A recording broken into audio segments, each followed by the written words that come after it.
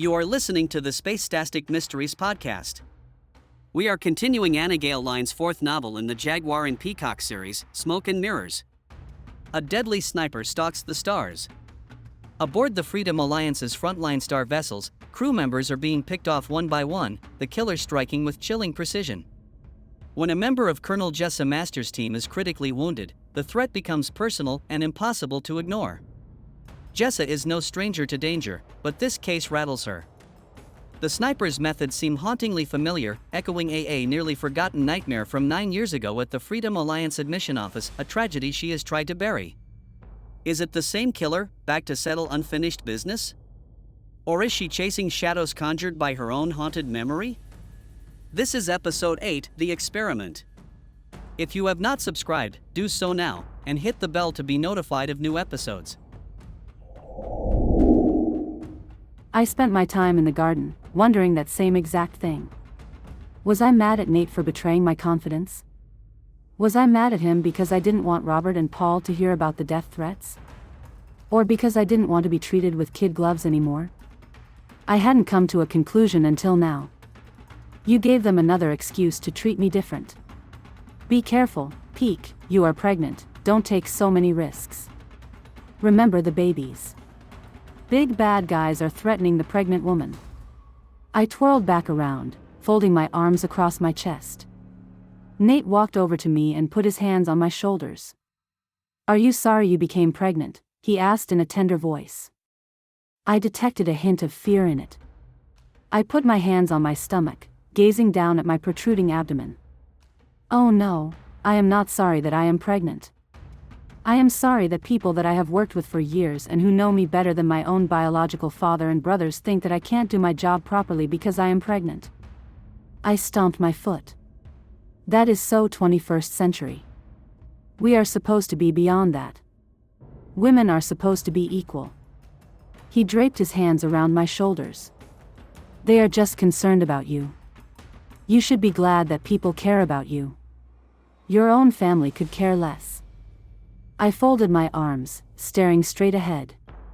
My brothers are probably trying to declare me an unfit mother again. Again? You mean this isn't the first time? So they did threaten to go to court and take away my children. I let my voice trail off, just shaking my head. "How many times have they tried?" Nate prompted, turning me around in his arms so that I faced him. "Peak." His voice rose. "Right after Reggie was kidnapped by Hawk Phillips and after the crash." I rolled my eyes, then caught Nate's gaze. In that moment, all anger that I felt toward him melted. "They will never learn. You still have custody of Reggie, so you obviously won." I could see the hint of fear in his dark eyes. "Right? They are convinced that I won the first time because Ben and I paid off a judge, and the second time, because I was in a wheelchair." I waved my hands in the air. "Now I ask you, would Ben or I bribe a judge?" I laughed. "It's utterly ludicrous. Graham said he is going to put an end to their current threat, but..." I cradled his face with my hands. "If he says he will, then he will. When Graham says he is going to do something, you can count on him to do it." I relocated my hand to his hair, running my fingers through it. He pulled me against him, lifting up my chin with his finger and kissed the lips I offered up to him. This isn't exactly his cup of tea. He pressed his forehead against mine. "No, but we are all rather resourceful people. We will come up with something," I assured him, staring into his eyes. "I am not going to let my children grow up with them. I've won twice before, and I will win this time. Now that makes me feel better. When you set your mind to something, you don't stop until you get it." He kissed me again, raising his head. "Have you eaten today?" "I'm starving." I thought maybe we could go to the mess hall and get a bite. I broke away from him, picking up my towel, water bottle, racket, and ball. "Let me run and put these things in my locker." I disappeared into the other room. When I returned, I noticed Nate standing off to the side, watching a couple play racquetball. I cleared my throat. "You ready to go?" He put his arm around my waist and led me out the door and toward the travel tram. We took the travel tram to the mess hall. Once inside the mess hall, familiar faces called our names. We politely waved and nodded while making our way to a table toward the back. Nate pulled out my chair. When I sat, he pushed it in. Then sank into the chair across from me. Nate studied the menu located on a large screen inside the table. Is there anything on that menu that won't violate the diet that Dr. Manning gave me? He looked up at me. When was the last time you had a Colonel's choice? A few months ago when I woke up after being asleep for 10 days. Would you like one? Nate asked, gazing down at the menu again. You deserve it after sticking to that vegetable overload diet of his, he decided, glancing up at me. One Colonel's choice won't hurt you or the babies. I can hear the serpent saying that to Eve in the Garden of Eden, I quipped, shaking the napkin loose from the silverware. I spread the napkin across my legs. But I will take a Colonel's choice, along with a cola. Nate put in the order, raising the privacy wall to prevent eavesdroppers from catching bits of our conversation. Then he intertwined his fingers, resting his chin on them.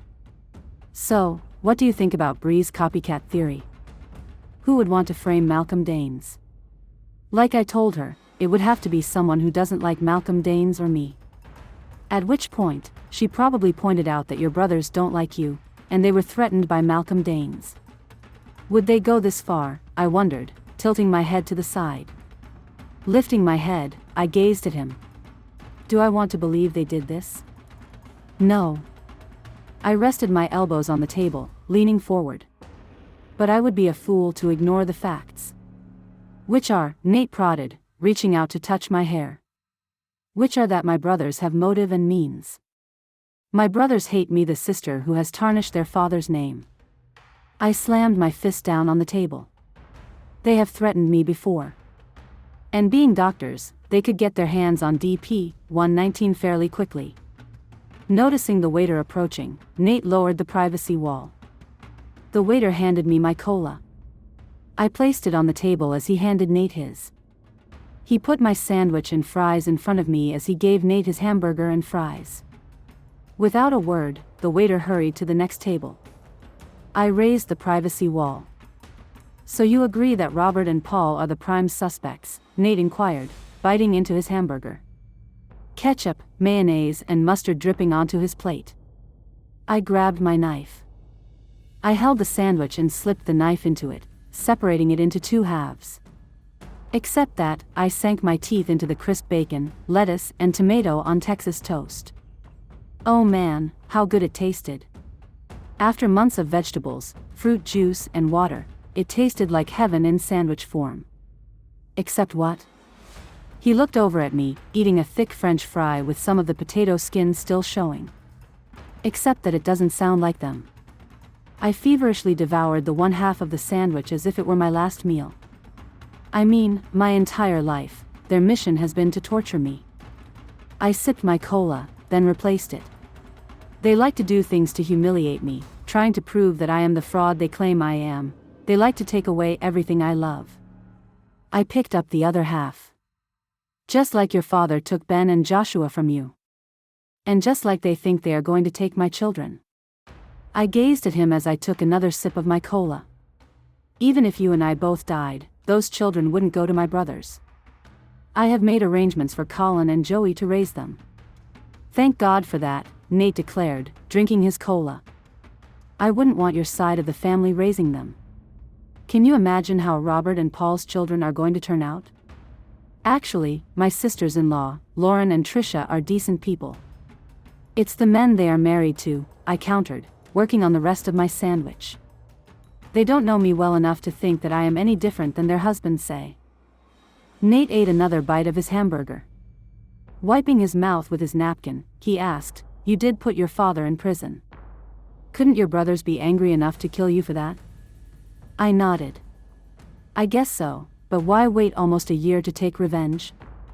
I dipped one of my French fries in a pool of ketchup. I want more proof before I go and accuse them of anything. I popped the fry in my mouth. Do we have any other suspects? We were focusing solely on your brothers because they are on board, giving them opportunity. He finished his hamburger, licking his fingers. No one aboard hates you as much as Malcolm Danes and your brothers. What about the iceroid? Come on, Peak, you really think that a hunk of metal would poison you? Jag, you didn't say who would poison me. You said that no one aboard hated me as much as Malcolm Danes and my brothers. I dipped 2 more fries. I glanced over at him as I munched on them. I don't know what he is capable of, but I do know that, android or not, he doesn't like me at all. Which brings us back to your brothers, Nate said, putting his glass to his lips, sipping it. Jag, I retorted, pushing my plate away, why are you so obsessed with pinning this on Robert and Paul? There has got to be someone else. I wiped the corners of my mouth with my napkin, then folded it up neatly and laid it across my plate. Dr. Manning told me that DP-119 only grows on Fowler 8. My brothers rarely leave the United States. This might be the first time they have been off Earth since we were kids. Someone could have bought it for them, he answered, reaching for my hand. You know I am right. Not until I have proof, I stated firmly, shaking my hand free from his. I stared at him for a moment. The truth is that if it were anyone else you'd be asking me if we have proof. We don't. We only have speculation. Why are you defending them? After all they've done to you. If it turns out that they did it, I will personally make sure they are put in prison, I countered, waving my hands in the air. But until I have proof, I don't want to accuse them of this, adding one more reason for them to take my children. I looked around to make sure no one I knew was watching us or our conversation. Even the privacy wall wouldn't prevent lip readers from being privy to our discussion. As I scanned the room, I noticed Graham marching through the front doors. Upon spotting him, I raised the privacy wall. I stood and motioned him over to us. When Graham arrived, he pulled a chair from another table and turned it around. He straddled it. Smiling at me, he said, I just passed an idea by the higher-ups. Higher-ups? There aren't many people higher than you, I told Graham, counting them in my head. How many? 2. 3. I raised the privacy wall. 2, but that is not the point, Graham remarked, stealing one of my fries and sticking it in his mouth. The higher-ups and I have actually been in talks about this idea for a while, but your brothers threatening to take your kids gives us the motivation we need. He grabbed a handful of fries. He popped them in his mouth like candy. I pushed the plate in front of him. What are you talking about? What idea? Reggie and Remy living aboard has been working out so well. When they are on board, Colin, Jag and your productivity increases dramatically from when they are away. He dipped some of his fries into the ketchup I left behind before eating them. So, we have decided to expand the experiment. The Liberty is going to become the first vessel to carry families limited, of course, to spouses and children. I required, do you think it would be wise to have families aboard during a war? At the same time, Nate wondered, wouldn't that require a school? Yes to both questions. The experiment is to see how families would adjust to living on a Freedom Alliance space vessel, Graham clarified, cleaning up the ketchup with his remaining fries. To get an accurate assessment, we will need to see how the families react under different situations, wartime, peacetime, etc. Nate and I exchanged uneasy looks. What about schooling? Nate questioned again. My sister cannot teach all of those children. Some of the spouses are certified teachers, so she will have reinforcements. He looked from me to Nate and back again. Don't look so worried. For the first few years, this experiment will be limited to those ranked major and above. I leaned back in my chair and folded my arms. But what does this have to do with my children? Because your children are a part of a Freedom Alliance experiment, Robert and Paul taking your kids is considered stealing from the Freedom Alliance, he explained, thrusting the empty plate away, and interfering with a Freedom Alliance experiment. Both are punishable offenses. You make it sound like my children are the property of the Freedom Alliance, I objected, leaned forward and traced the top of my glass with my finger. Not really. It falls under the same category that kidnapping a Freedom Alliance officer would, Peak, Nate provided, then gazed at Graham for approval. Graham nodded. Precisely right. Robert and Paul have already been served with papers stating as much. How soon do we take on these added passengers? I questioned, putting my tongue in my cheek. After Malcolm Danes is put away. You will then proceed to Space Station Alpha Omega Delta for a routine maintenance check and to take on the families, instructed Graham, standing up. That should give you plenty of time to make the necessary arrangements. He returned the chair to its table and walked away. He called out over his shoulder, I can't make it to dinner tonight. I am having dinner with Bree. I rose to my feet, pushing in my chair. Why don't we convene to my office? It looks like we have a lot to do to prepare for the arrival of our new shipmates. Nate agreed, leading me out the doors of the mess hall. How do you think Joey is going to react to the news? I asked, leaning back in my chair behind the desk in my office. I looked over at Nate, who sat on the window seat near the ceiling-to-floor window a few feet from my desk. A tap came upon the doors. I guess we are about to find out. Come, I called out to the visitor on the other side of the doors. I smiled brightly as I watched the doors split. My raven black-haired, thinly built sister-in-law emerged. She stepped up to my desk. You wanted to see me, Jessa? I gazed back at Nate, pushing my chair back. I walked around to the front of the desk. I leaned against the edge of it. Listen, Joey, you might want to sit for this. Is it that good or that bad? Joey ventured, pushing her hair behind her ear. That good, I assured her, smiling, motioning for her to take a seat. She pulled out the chair next to the conference table, sinking into it. She glanced from Nate to me, back and forth until her eyes met my stare.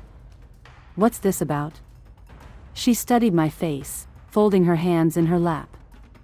You enjoy teaching Reggie and Remy, right? I prompted, holding the edge of my desk. You know I do, she began, then her face contorted in pain. I would never hurt them. You know that, don't you? A pleading in her voice. I reached over and patted her knee. I know, you wouldn't, Joey.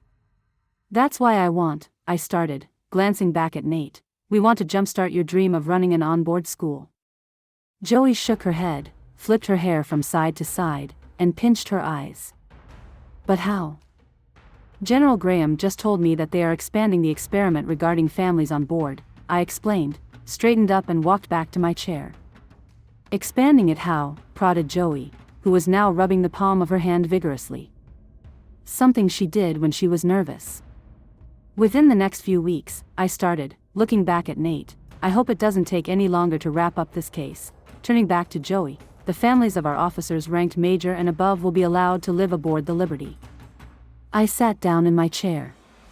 And with children aboard you are going to need a school, Joey concluded, waving her hands in the air. Jess, that's a lot of children. I can't handle them by myself.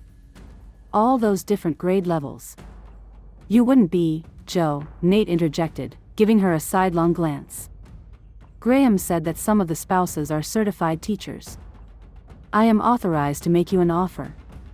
You can accept it or refuse it. It is up to you, I said, pressing my fingertips together in a judicial manner. Moving to the edge of her seat, she muttered, I don't know. I think I have to discuss this with Colin first. Listen to the offer first, Joe, Nate instructed, throwing his hand up to stop her from leaving. Then you will have all the facts before discussing it with Colin. Joey slowly nodded. It's the least I can do, I guess.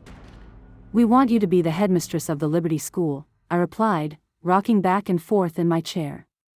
Not only will you teach and interact with the students and teachers, you will design the curriculum, the new classrooms, the administrative end of the school. Noticing Joey's deer-in-the-headlight look, I added, I know it sounds like a lot of work, but you will be drawing a nice salary from the Freedom Alliance and will be given the honorary rank of major. Joey sat in silence for a few moments, probably trying to process the situation. You are serious, aren't you?